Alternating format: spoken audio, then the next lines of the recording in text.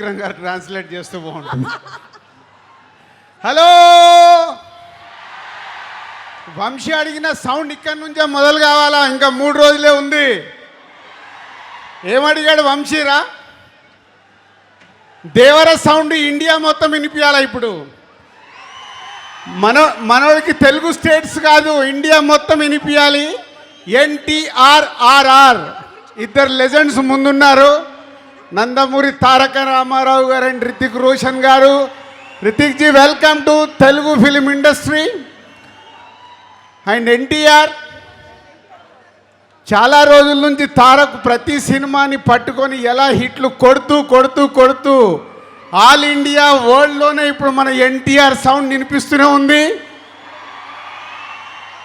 అంతేనా? ఇంకా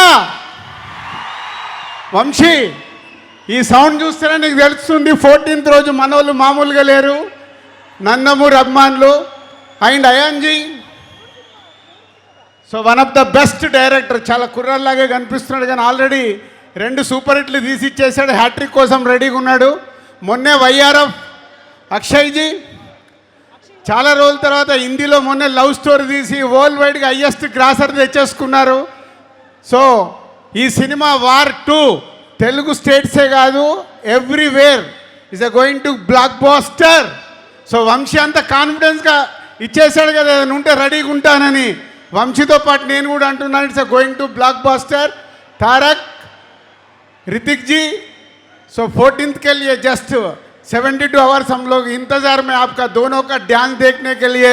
अभी अक्षय को पूछा हूँ, अक्षय जी क्या है, रोलिंग टाइटल्स में है क्या गाना? नहीं नहीं सर, पिक्चर में राइट टाइम में आएगा.